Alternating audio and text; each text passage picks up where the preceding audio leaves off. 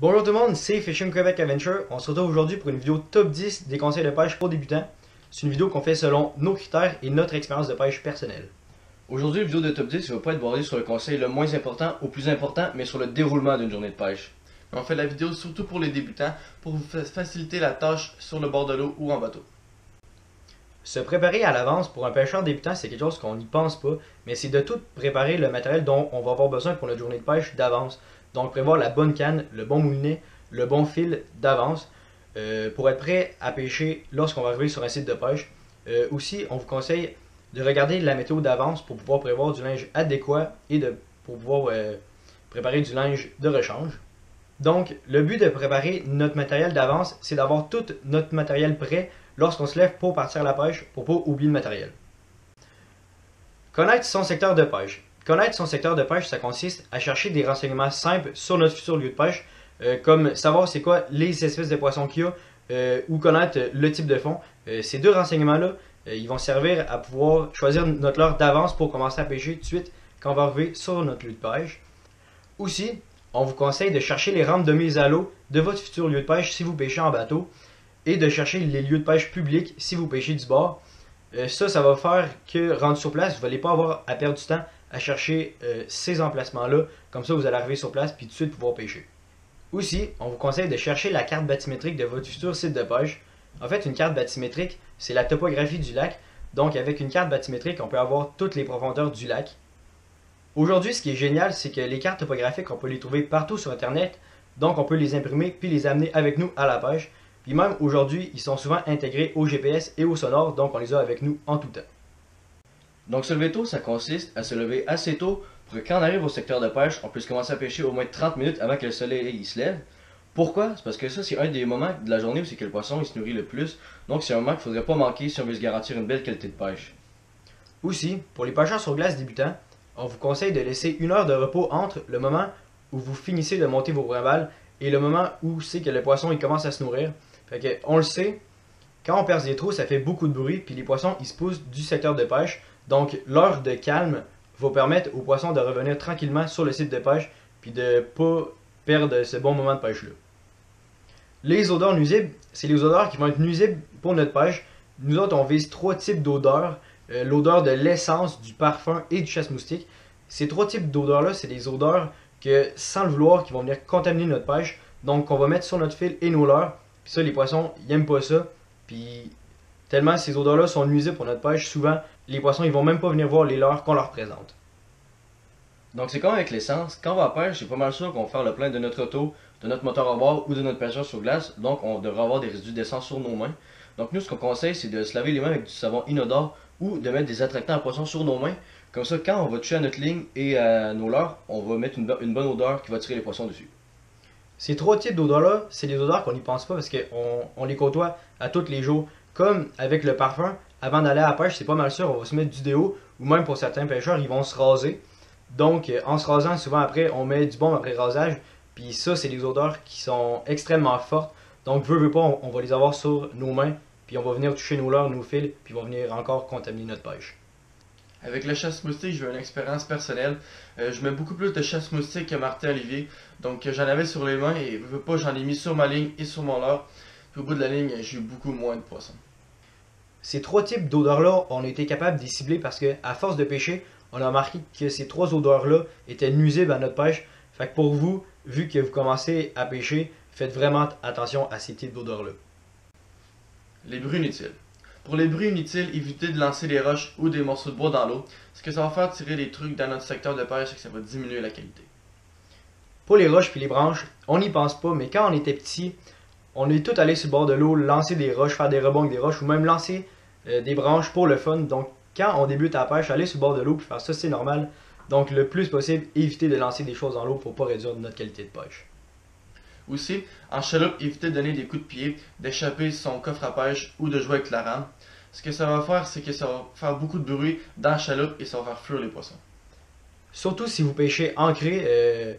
Quand on est ancré, on le sait, on pêche sur un périmètre qui est réduit. Donc essayez de faire le moins de bruit qui sont nuisibles à votre pêche pour éviter de faire fuir les poissons inutilement.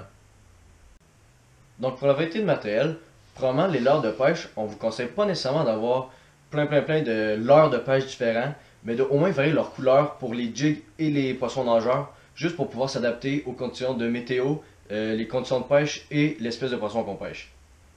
Surtout quand vous débutez et que vous avez l'intention de pêcher plus qu'une espèce de poisson, comme par exemple la truite et les carnassiers, on vous conseille d'avoir au moins deux types de cannes, comme une canne à lancer léger et une canne à lancer lourd. Le fait d'avoir une canne à lancer léger va vous permettre de pouvoir pêcher plus fin, donc avec du plus petit fil et du plus petit matériel de pêche. Mais le fait d'avoir une canne à lancer lourd va vous permettre de pouvoir grossir votre fil et de pouvoir grossir votre matériel de pêche pour pouvoir aller chercher des plus gros poissons comme des gros dorés puis des gros brochets. On le sait, surtout quand vous débutez, acheter beaucoup de matériel, ça peut coûter vraiment cher, mais c'est vraiment important d'en acheter beaucoup. Ça peut vous donner plus de chance et vous pouvez varier plus de l'heure. Les nœuds de pêche. Pour les nœuds de pêche, quand vous débutez, je vous conseille d'au moins savoir trois types de nœuds, de savoir le nœud trilène, le nœud rapala et le nœud palomar. Le nœud trilène, c'est un nœud qui est plus fait pour la pêche au leurre souple, donc la pêche au jig. C'est un nœud qui est directement attaché au leurre qui permet un plus grand contrôle sur le leurre. Puis en même temps, c'est un nœud qui est quand même assez solide. Il permet environ 90% de résistance. Donc c'est un très bon nœud que je vous conseille pour pêcher au leurre souple. Aussi, le nœud rapala, c'est un nœud qui est fait pour les poissons nageurs. En fait, ce nœud-là, il n'est pas rattaché directement au leurre. Donc ça permet au leurre de nager librement dans l'eau puis de faire un meilleur mouvement que si on utilise un nœud trilène sur un poisson nageur. Et finalement, le nœud palomar, c'est un nœud de raccord. C'est un nœud qui est fait plus pour attacher les émerions, les bas de ligne, puis les cuillères. C'est un nœud qui est extrêmement solide, quasiment 100% de chance de résistance si le nœud est bien fait. Donc c'est un nœud que je conseille aussi à tous les pêcheurs. Donc on a déjà fait des vidéos sur ces nœuds-là. Si vous voulez savoir comment les faire, on a mis les liens dans la description. La concentration. Quand on parle de concentration, c'est exemple, quand on pêche en gigant, il faut vraiment rester concentré sur sa ligne. Que quand on parle avec son partner de pêche, il ne faut pas le regarder dans les yeux parce que si on ne regarde pas notre ligne, c'est sûr qu'on va manquer une touche. Donc grosso modo, il faut vraiment rester concentré sur ce qu'on fait. Aussi, il faut être concentré sur son environnement de pêche. Quand on observe notre environnement de pêche, on peut observer des poissons qui sautent. Fait qu'on soit en bateau ou sur le bord, on va être capable de s'y approcher pour être capable de prendre le poisson qu'on a vu sauter. Ou même, on va être capable de voir des ménisses pousser en dessous de l'eau ou des ménisses sauter à la surface. Ça, ces deux signes-là, ça veut dire qu'il y a un poisson qui les pourchasse. Donc, on va être capable de placer un leurre en direction des ménisses pour être capable de prendre le poisson qui les pourchasse. Et même, quand on est concentré sur notre environnement de pêche, on va pouvoir même voir les poissons arriver sur notre leurre. Donc, on va être capable de réagir en conséquence. C'est aussi important d'être attentif à la météo. Si la température change, on peut avoir un changement de luminosité, diminution de clarté dans l'eau, ou bien avoir un changement de pression. Surtout quand on est à la pêche et qu'on tombe en zone de haute pression. Une zone de haute pression, ce que ça va faire au poisson, c'est que ça va faire une pression sur la vessie natatoire du poisson. Puis la pression sur la vessie va créer une autre pression sur le ventre du poisson. Puis le poisson va avoir beaucoup de difficultés à se nourrir. Donc il va être moins présent, puis il va beaucoup moins se nourrir. La patience. Pour la patience, quand on a peu d'expérience, ça peut être difficile d'évaluer à quelle fréquence on peut attraper une espèce de poisson. Donc même quand c'est long, il faut rester patient. Sinon on va être fâché, on va être distrait, on va mal pêcher, ça c'est pas le fun.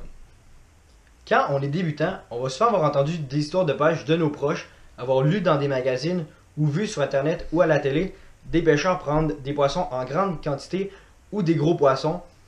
Fait que quand on va commencer à pêcher, on va avoir des grosses attentes, on va vouloir prendre beaucoup de poissons en partant, puis des gros poissons en partant, mais la pêche, c'est pas ça. Il faut être patient parce que la pêche, ça peut être long, puis surtout quand on est débutant, prendre beaucoup de poissons, c'est beaucoup plus rare, puis des gros poissons aussi sont plus rares, donc il faut rester patient. La patience, c'est le meilleur ami du pêcheur parce que quand on est impatient, on va soit être déconcentré, on va complètement abandonner ou on va mal pêcher. Donc en restant patient, on va être capable de rester plus longtemps, de prendre plus de poissons, puis même d'aller chercher des poissons trophées. Donc pour le respect du poisson, comme par exemple les pêcheurs qui font du catch and release, de la remise à l'eau, il faut toujours prendre les poissons à l'horizontale et non à la verticale.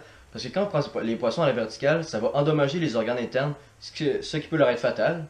Aussi, un autre conseil, c'est que quand il y a un poisson qui saigne beaucoup, c'est d'éviter de leur mettre à l'eau parce que c'est sûr qu'il va mourir. Donc si on leur met à l'eau, il va mourir et ça va être une mort inutile.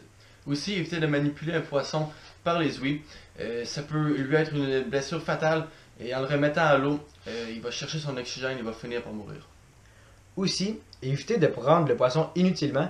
Donc si vous êtes capable de laisser le poisson dans l'eau pour décrocher l'hameçon, priorisez cette méthode-là. Comme ça, on va éviter de sortir le poisson de l'eau inutilement puis de le blesser, soit sur le bord ou dans le bateau. Aussi, je vous déconseille de sortir le poisson de l'eau puis de le déposer soit dans la roche ou sur la terre pour prendre des photos ou pour le mesurer. Juste le laisser dans le filet, ça fait la job parce que le déposer sur la roche puis la terre, ça va abîmer la peau du poisson. Puis la peau du poisson, c'est carrément sa seule défense contre les maladies qu'on peut retrouver dans l'eau. Et un autre conseil que je vous donne, c'est d'utiliser un filet en caoutchouc, contrairement à un filet en tissu, parce que le filet en caoutchouc est beaucoup plus doux pour le poisson, donc le poisson ne risque aucune blessure dans ce type de filet-là. Un petit conseil pour les pêcheurs qui commencent à pêcher la truite, lorsque vous prenez une truite avec vos mains, il faut absolument mouiller ses mains avant de le prendre pour ne pas briser sa peau. Alors on espère que vous avez aimé notre vidéo et que nos conseils vont vous aider. N'oubliez pas de vous abonner à notre chaîne pour voir nos futures aventures de pêche et de nous laisser un pouce bleu pour nous encourager. On aimerait aussi remercier notre commanditaire, la Fédération québécoise des chasseurs et pêcheurs, de nous supporter dans nos projets. Et Fishing Québec Adventure vous souhaite une bonne pêche.